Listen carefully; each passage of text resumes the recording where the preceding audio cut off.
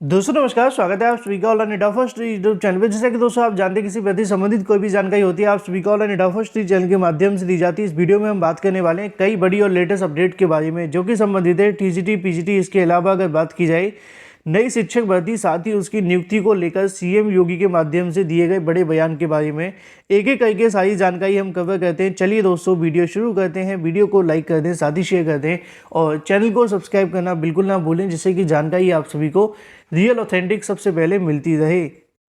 आगे बढ़ने से पहले हम बात करेंगे केवीएस की बेस्ट बुक के बारे में जो कि चक्षु प्रकाशन की हैं। अगर आप केबीएस में प्राथमिक शिक्षक बनना चाहते हैं तो ये बुक आप सभी के लिए बेस्ट है, जिसमें आप सभी को पूरा का पूरा सिलेबस मिलता है केंद्रीय विद्यालय संगठन के पाठ्यक्रम पर आधारित। क्योंकि केबीएस पीआरटी का सिलेबस बिल्कुल नया है और आपको एक बेस्ट बुक ही परचेस करनी चाहिए।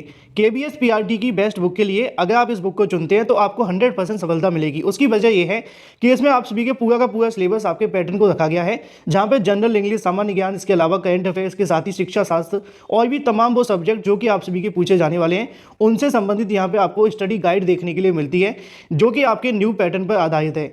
इतना ही नहीं, इसके अंदर 2000 से ज़्यादा बहुविकल्पी क्वेश्चन भी देखने के लिए मिलते हैं। साथ ही सभी क्वेश्चन की यहाँ पे उत्तरमाला मिलती है, वो भी सही और डिटेल आंसर के साथ में, जिससे कि आपको जो भी पढ़ा हुआ हो वो सब कुछ याद रहे। आप इस बुक को अमेजोन या फ्लिपकार्ट से ले सकते हैं, जिसका लिंक आपको वीडियो की डिस्क्रिप्शन में मिल जाएगा, या फिर अपने नज़दीकी स्टोर से भी जाकर ले सकते हैं।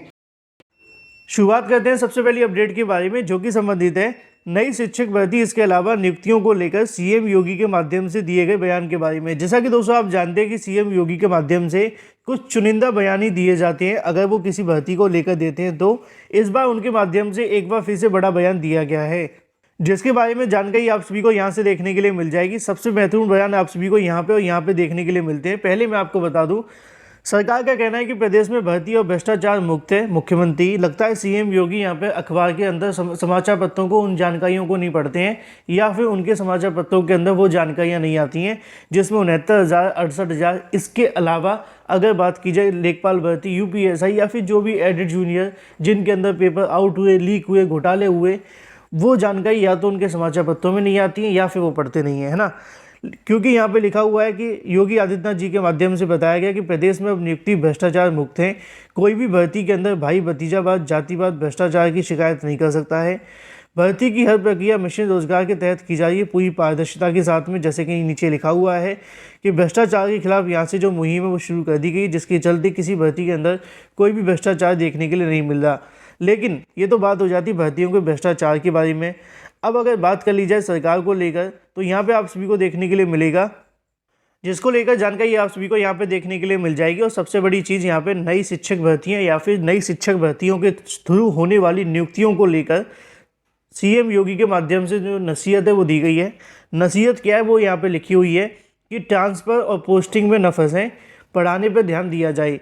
लिखा हुआ है, मुख्यमंत्री ने कहा कि नवनियुक्त शिक्षकों या फिर नई शिक्षक भर्ती से होने वाली नियुक्तियों को लेकर नौकरी शुरू होते ही कहीं ना कहीं यहाँ पे सबसे बड़ा जो सवाल देखने के लिए मिलता है वो होता है पोस्टिंग के फेयर को लेकर, कि यहाँ पे जो उनकी पोस्टिंग की गई है उनके घर से दूर है या फिर दूर से उनके स्टेट डिस्ट्रिक्ट के अंदर डाल दी गई है, जिससे कहीं ना कहीं यहाँ पे उनके मन में सवाल रहता है कि उनके होम डिस्ट्रिक्ट के अंदर जो नियुक्ति है वो कर दी जाए।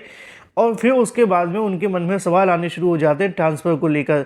लिखा हुआ है कि पोस्टिंग और ट्रांसफ़र के फेर में ना पड़े, सीधे पढ़ाने पर ध्यान दिया जाए, जिम्मेदारी का निर्वहन करते रहें, अपने विद्यालय को आदर्श संस्था बनाएं। उन्होंने कहा कि जब तक नौकरी नहीं मिलती है तब तक अभ्यर्थी कहीं पे भी तैनाती करने के लिए तैयार रहता है, लेकिन नौकरी लगते ही मनचाहे स्थान पे पोस्टिंग की जगत बिठाने लगता है। यदि वो ऐसा ही करता रहेगा तो पिछड़े जिलों को संभालने के लिए कौन जाएगा। उन्होंने कहा कि नए शिक्षक का चयन ऐसे समय पर हुआ है जब राष्ट्रीय शिक्षा नीति लागू हो रही है। यह नीति सिर्फ पुस्तकी ज्ञान तक सीमित न होकर कुछ नवाचार को भी करना होगा। समय की गति के अनुरूप आगे चलना पड़ेगा और जो पिछड़े जिले हैं उनको आगे बढ़ाना होगा। फिलहाल एक बार फिर से सरकार के माध्यम से दिए गए बयान को अगर समझे तो उनका दावा ये है कि यहाँ पे जैसी नए शिक्षकों की नियुक्तियाँ होती हैं उनके माध्यम से अपने ट्रांसफ़र या फिर इसके अलावा यहाँ पे उनकी तरफ से होम डिस्ट्रिक्ट की जो मांग है वो करनी शुरू कर दी जाती है। लेकिन ऐसे में सरकार को नई शिक्षक भर्तियाँ भी करनी चाहिए, क्योंकि जो जिले पिछड़े उनके अंदर शिक्षकों की भी बहुत ज़्यादा कमी है। अगर सरकार ऐसा करे तो उनकी और भी ज़्यादा हालात में सुधार होंगे। बात कर लेते हैं अपनी अगली अपडेट के बारे में जो कि संबंधित है 22,000 नई प्राथमिक शिक्षक भर्ती, इसके अलावा 27,000 जूनियर शिक्षक भर्ती को लेकर जिसके बारे में जानकारी आप सभी को यहाँ पे देखने के लिए मिल जाएगी। अगर बात की जाए इस भर्ती को लेकर तो 21 दिसंबर से आप सभी के जो आवेदन है वो शुरू हो जाएंगे और 19 जनवरी तक आपको आवेदन करने का मौका मिलेगा। परीक्षा इसकी 25 से लेकर 28 फरवरी तक आपको देखने के लिए मिलेगी। अगर बात की जाए इस भर्ती के अंदर कुल पदों की संख्या के बारे में तो 48,000 पदों पर शिक्षक भर्ती हो रही है। ठीक है, इसके साथ ही बहुत सारी जानकारी यहाँ पे आपको देखने के लिए मिलेगी जिसको लेकर मैंने आप सभी को पहले से ही बता रखा है, लेकिन कुछ ऐसी जानकारियाँ जो कि अभ्यर्थी पूछ रहे थे वो आपको मैं डिटेल में बता देता हूँ। इस भर्ती के अंदर अगर बात की जाए तो प्राइमरी और जूनियर के अंदर जो जो अभ्यर्थी आवेदन कर सकते हैं, पीआरटी के लिए जो आवेदन करेंगे वो आप जानते हैं यहाँ पे होंगे बीएड को हटाकर डीएलएड, जेबीटी, ईटीटी और इसके अलावा जो भी संबंधित कोर्स होते हैं डिप्लोमा इन एलिमेंट्री एजुकेशन के समकक्ष। इसके अलावा बीएड के अगर जूनियर की बात की है तो उसमें बीएड के साथ सभी अभ्यर्थी आवेदन कर सकते हैं। एक सबसे बड़ा सवाल ये देखने के लिए मिल रहा था कि जो इतने पदों पर भर्ती का विज्ञापन जारी हुआ है, क्या इसके अंदर उत्तर प्रदेश के अभ्यर्थी आवेदन कर सकते हैं? और बहुत सारे अभ्यर्थियों का ये भी कहना था कि उत्तर प्रदेश के बाहर जॉब करना थोड़ा मुश्किल है। तो मैं उन सभी को बताना चाहूँगा कि जब आप किसी सेंट्रल गवर्नमेंट की वैकेंसी के लिए आवेदन करते हैं तो सेंट्रल गवर्नमेंट की वैकेंसी में इस प्रकार की कोई गारंटी नहीं होती कि आपको जॉब आपके यूपी में मिलेगी या फिर आपके होम डिस्ट्रिक्ट में मिलेगी। उनके माध्यम से देश के किसी भी कोने के अंदर आपका ट्रांसफ़र कर दिया जाता है। तो इस बात को थोड़ा समझने की भी आवश्यकता है कि अगर आप एक भर्ती के अंदर चयनित होना चाहते हैं और आप सरकारी नौकरी का सपना पूरा करना चाहते हैं तो आप सभी को पहला फोकस ये होना चाहिए कि नौकरी मिले। ठीक है, नौकरी के बाद में फिर आपका फोकस होना चाहिए कि आपके डिस्ट्रिक्ट में जाएं। हालांकि ऐसा नहीं कि सीधे चले जाएं, धीरे धीरे करके आपको जाने का मौका मिलेगा, लेकिन जो बेरोजगारी का आप सभी को दंश झेलना पड़ रहा है वो तो कम से कम ख़त्म हो जाएगा। तो यहाँ पर आपका फोकस ये होना चाहिए। अब दूसरा सवाल ये है कि क्या इसके अंदर यूपी टीईटी और सीटीईटी वाले अभ्यर्थी आवेदन कर सकते हैं, क्योंकि जब से विज्ञापन जारी हुआ तभी से अभ्यर्थी यही पूछ रहे थे। तो दोस्तों, जैसा कि आप सभी को मैंने कई बार कहा था और अभ्यर्थी लाइटली ले लेते हैं, जब इस भर्ती का नोटिफिकेशन आने वाला था पिछले 1 साल से मेरे वीडियोस आप उठा करके देखें, मैंने समय समय पर आप सभी को बताया था कि 46,000 पदों पर आपके लिए भर्ती का विज्ञापन जारी होगा राजस्थान से। और इस राजस्थान शिक्षक भर्ती के अंदर अगर आप बैठना चाहते हैं, क्योंकि उत्तर प्रदेश के अंदर तो भर्ती आई नहीं है और उससे पहले मैं आप सभी को बता भी रहा था, तो इस 46,000 के अंदर अगर आप बैठना चाहते हैं तो आप रीट पास कर लें। रीट को लेकर जब आवेदन शुरू हुए तब मैंने आपको बताया, आवेदन के बाद परिणाम आया तब भी आपको बताया। और ये बताने का रीज़न सिर्फ ये नहीं कि आपको सिर्फ बताने के लिए बताया जा रहा है, आपके फ़ायदे के लिए जानकारी दी जाती है। वो बात अलग है, कुछ लोगों को समझ में नहीं आ पाती है, लेकिन हमारा उद्देश्य सिर्फ इतना रहता है कि आपको फ़ायदे की जानकारी दी जाए। जब ये 48,000 पदों की शिक्षक भर्ती को लेकर पिछले 1.5 साल से मैंने आपको कई बार जानकारी दी थी कि अगर आप रीट पास कर लेंगे तो आपके सामने लगभग 48 और 50,000 पदों पर भर्ती आ जाएगी, क्योंकि उत्तर प्रदेश के अंदर जब तक भर्ती नहीं आ रही तब तक आपके पास एक बड़ी भर्ती होगी जहां पे आप चयनित होकर अपने लिए एक सीट ले सकते हैं। तो सीधे तौर पे मैं आपको बता दूं तो यूपी टीईटी और सीटीईटी इसके अंदर आवेदन नहीं कर सकते। राजस्थान के अंदर शिक्षक भर्ती में बैठने के लिए प्राथमिक और जूनियर में सिर्फ आपको रीट पास करना अनिवार्य रहता है।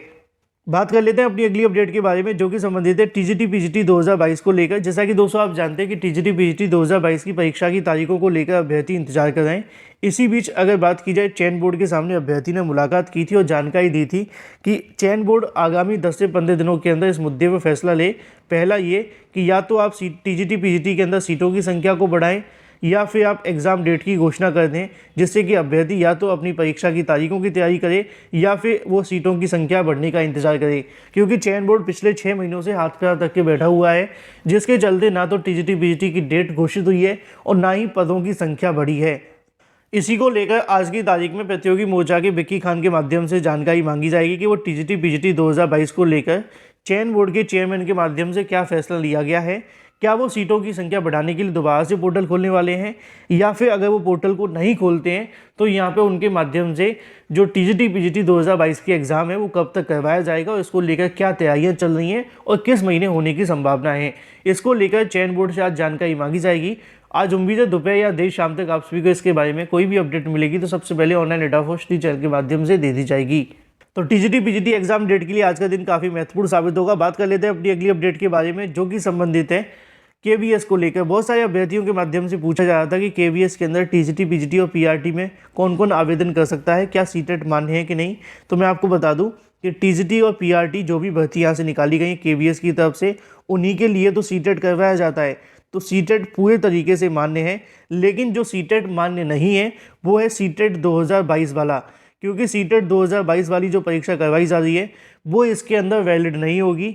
वैसे पुराना अगर आपने सीटेट पास कर रखा है तो आप इसके लिए आवेदन कर सकते हैं, लेकिन अगर आप सीटेट 2022 के आधार पर केबीएस की टीजीटी और पीआरटी की भर्ती के अंदर बैठना चाहते हैं तो आपको बैठने का मौका नहीं मिलेगा। मुझे उम्मीद है कि आपके सभी सवालों के जवाब मिल गए होंगे। फिलहाल इस वीडियो के माध्यम से इतना ही। मिलते हैं अगले वीडियो में। Till then take care, tata bye bye and thank you for watching this video.